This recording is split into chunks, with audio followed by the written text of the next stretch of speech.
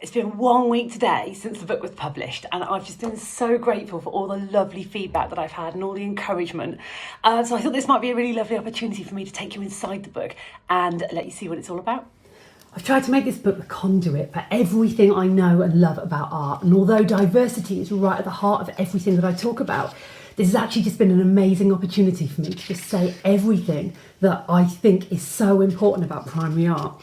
So if you were to get involved and have a look at the book, there's a lot of things in there about how we teach art, about why we teach art, and about really kind of explaining the ethos of what primary art ought to be. The other thing that I think is really important about the way I've designed it is the fact that it follows a very distinct pattern. So I don't just want to teach you about diverse artists that I love.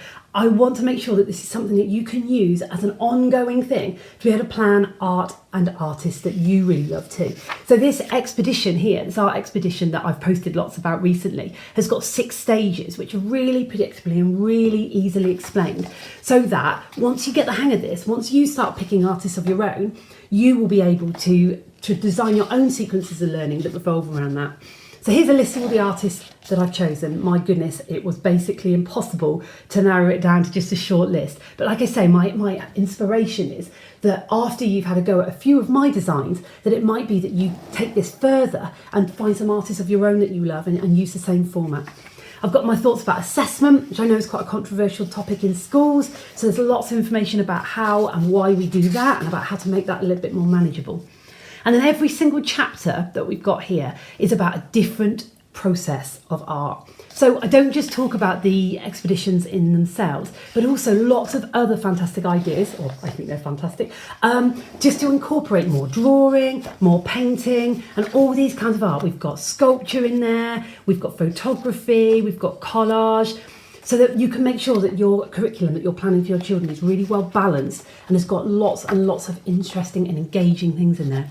And at the end, there's an extra chapter as well about the world of art. And that's something that I think is really, really important as well. It's moving away from these generic stereotypes of art and thinking more about how we can make sure that the art that we show children is representative and doesn't accidentally demonstrate Western art as being modern and contemporary and art from countries around the world as being more primitive, maybe, or because actually we don't hold these two things up as a similar equivalent. You know, we need to make sure that children understand that, you know, in the continent of Africa, there are amazing contemporary artists working right now that are much more comparable to the artists that we might be talking about, like, you know, the common Andy Warhol, Picasso, people like that. So it's a really important thing.